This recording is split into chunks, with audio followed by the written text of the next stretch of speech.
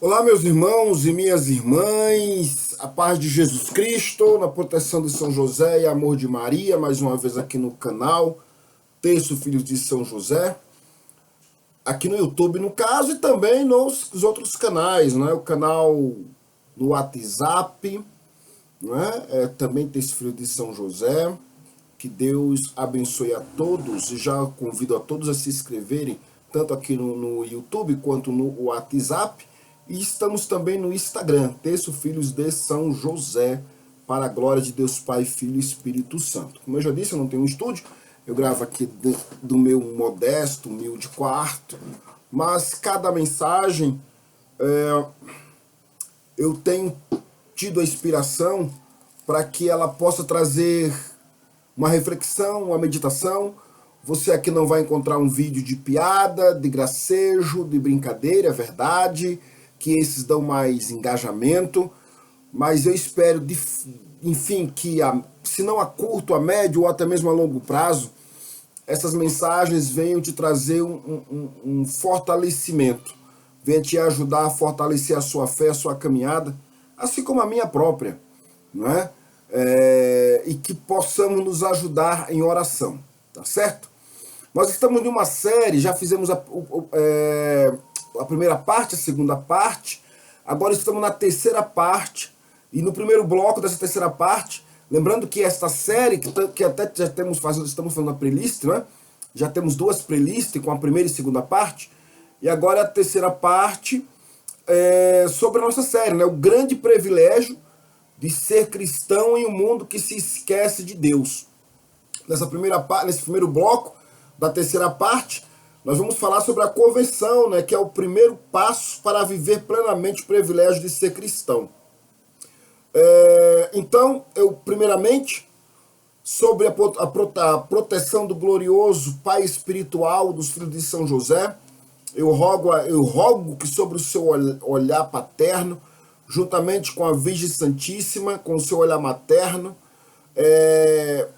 que a graça de Deus Pai, Filho e Espírito Santo, ela se derrame sobre vossa casa, sobre a vossa família, neste momento de reflexão e em todo momento da sua vida. Peço ao Espírito Santo que ilumine a nossa inteligência, fortaleça a nossa vontade e abra o nosso coração para acolhermos a palavra de Deus e que de fato ela seja lâmpada para os nossos pés, luz para o nosso caminho, e que aguardemos no coração, na alma, para não pecarmos, ou melhor, para não mais pecarmos contra Deus, contra a Triunidade Santa e Bendita. Então, meus queridos irmãos e irmãs, ao longo desta série, que estão, como eu já falei para os queridos, vamos fazer esta reflexão sobre o privilégio de ser cristão em um mundo que cada vez mais se distancia de Deus. Falamos, então, até esse momento, da beleza da Igreja de Cristo, da responsabilidade que recebemos no batismo e também da necessidade de permanecermos firmes, mesmo quando somos confrontados por uma sociedade que muitas das vezes rejeita o Evangelho. E isso ocorre, infelizmente, dentro de nossas casas, fora de nossas casas, enfim, na sociedade em geral. Mas hoje convido a todos os irmãos a darmos mais um passo profundo, como eu já disse desde o início. Porque existe uma pergunta que cada cristão precisa fazer a si mesmo. E a pergunta é muito simples. Eu sou apenas alguém que frequenta uma igreja, ou a igreja, ou eu sou verdadeiramente um discípulo de Jesus Cristo? E ando pelos ensinamentos dos apóstolos, deixado por eles, transmitido pelo próprio Cristo. Porque essa pergunta, ou essas duas perguntas, ela pode parecer simples, mas ela tem um poder de transformar a nossa vida por inteiro. É algo que eu já fiz em meu íntimo, no meu exame de consciência, e agora faço de maneira constante e precisa. Então, vivemos um tempo, meus irmãos, em que muitas pessoas conhecem a religião, conhecem as orações, participam das celebrações e até desempenham algumas funções importantes dentro da comunidade cristã, ou dentro da igreja, que seja. Então, e tudo isso é muito legal, é muito bom. No entanto, existe uma diferença entre participarmos da vida da igreja e permitir que Cristo transforme completamente o nosso coração, a nossa alma, a nossa mente. Tenhamos de fato a metamorfose, a metanoia, a transformação, a mutação de mente, de alma, de espírito. E isso envolve o quê? Pensamentos, emoções, sentimentos, ações, atitudes que tínhamos outrora e agora não as temos mais e passamos numa nova vivência e não só passamos agora a vivê-la, mas também a falar sobre ela, não é? E a executá-la. Então, é necessário fazermos esta reflexão, nos interiorarmos para pensarmos nisso. O cristianismo, meus queridos, não é apenas, como alguns imaginam, ou como alguns agem, né, tendo o cristianismo como a tradição de família, ou da família. O cristianismo não é apenas uma cultura, como também alguns acham, um costume ou um conjunto de práticas religiosas. Antes de tudo, o cristianismo é o encontro pessoal, ou deveria ser, se faz necessário que seja, não é? Um encontro pessoal de Jesus, ou Cristo, um encontro, e este encontro precisa causar uma mudança, como eu já disse, no que diz na maneira de ser, de pensar, de falar, de agir e de viver. E isso vai muito contra, às vezes, por quê? Vai gerar alguns impactos, principalmente no meio de nossos convívios do passado ou do presente, que dizem aceitar a nossa nova mudança, mas de fato não aceita quando falamos alguma coisa contrária, pois são usadas ou por ímpetos humanos ou pelo próprio demônio, não é, para lançar em nosso rosto ou lançar em nossa face o nosso passado que Deus já esqueceu. Mas quando nos convertemos de fato a Cristo, nesse cristianismo cristocêntrico, que de fato ele passa a ser o centro de tudo e do todo, sabemos que nada que venha nos falar importa. O importante é esta mutação, esta mudança que em nós foi feita por essa decisão de fato vivermos em Cristo, com Cristo e para Cristo, para sua glória, louvor e majestade. Logo, tudo que disserem será fichinha, porque sabemos que de fato somos muito pior do que acham. E se somos alguma coisa hoje, é puramente pela compaixão, misericórdia, piedade e a graça de Deus deixada ou derramada por Jesus Cristo através do Espírito Santo em nossas vidas. Então, é justamente aí que começa a conversão. Porque a conversão, ela não significa apenas abandonarmos também alguns pecados. A conversão, ela existe, como eu já disse, uma mudança de direção, uma mudança de rota, uma mudança de caminho. A conversão é deixar de caminhar apenas segundo a própria vontade, segundo o próprio achismo, segundo o próprio sentimento e coração, como alguns dizem, segue o seu coração. E quem age assim é um tolo, é uma tola, é um bobo, é uma boba. Se você age assim, você é isso. Porque eu conheço muitas pessoas que vivem falando isso e agem assim. São pessoas tolas, bobas, que de fato nunca se converteram de fato a Jesus Cristo. Pois as Escrituras dizem que quem segue ou caminha pelo coração caminha por algo enganoso, porque o coração é enganoso, caminha na superfície, né? Não quer de fato enfrentar quem de fato ele ou ela é, no todo, não é? Então, a convenção é isso, é abandonar, é deixar essas questões e aprender, ou aprendemos, ou passamos a aprender a viver segundo a vontade de Deus. E a palavra de Deus, ela nos mostra que desde o início da pregação que Jesus Cristo, quando ele começa a pregar, essa foi o primeiro convite dirigido a toda a humanidade que Jesus fez. Podemos refletir isso lá no livro no Evangelho segundo escreveu São Mateus, no capítulo 1, especialmente ali no versículo de número 15. Convertei-vos e crede no Evangelho. Se não me foge da memória, é isso, tá bom? Então, percebamos que Jesus ele não começou prometendo riquezas, sucessão ou uma vida sem dificuldades. A primeira palavra do ministério foi um chamado à conversão. E perguntamos, ou nos perguntemos, e por quê? Talvez você pergunte por quê, não é? Porque, e essa resposta é simples, ainda que para alguns não seja, mas ela é. A resposta é, porque Deus sabe que ninguém experimenta a verdadeira paz enquanto permanece escravo do pecado. O pecado promove liberdade, mas produz escravidão. O pecado promete felicidade, mas termina deixando vazio profundo.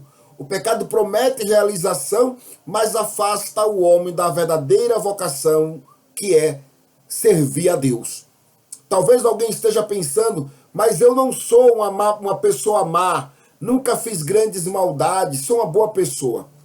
E aí vem a graça de Deus, né? Porque a graça de Deus é assim, né? Ela é assim. Ela exige que haja convenção. Ela não está nos avaliando se somos uma má pessoa ou não. Porque por mais que exijamos que não somos uma pessoa, a Bíblia diz que o coração do homem é mau. Então somos maus. Por mais honesto que sejamos, vamos continuar sendo mal na nossa natureza. E aí vem a graça de Deus. Não é? A convenção ela não é apenas para quem viveu grandes ou pequenos pecados. Ela é para todos nós. Todos precisamos nos converter.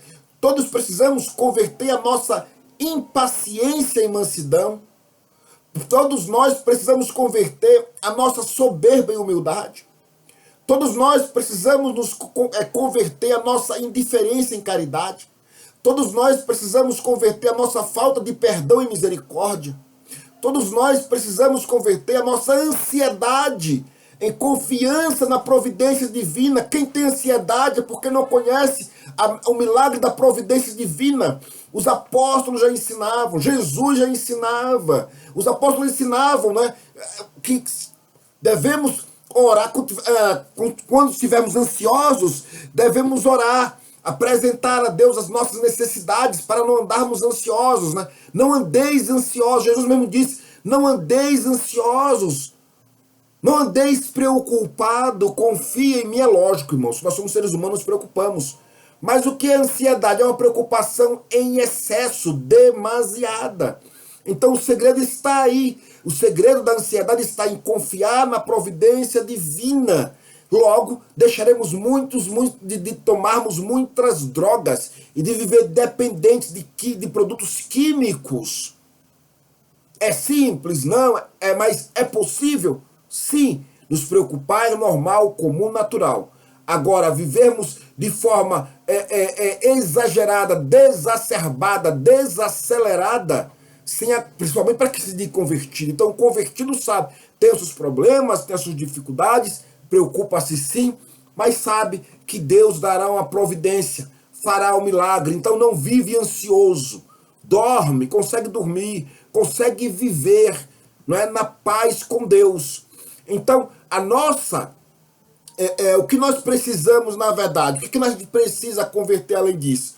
Precisamos converter a nossa tibieza em fervor espiritual.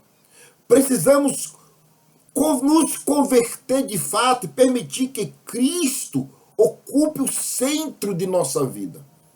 Né? E para tal, isso exige muita coragem. Porque é muito fácil mudar de roupa, do que mudar o coração, do que mudar a mente, do que mudar os sentidos.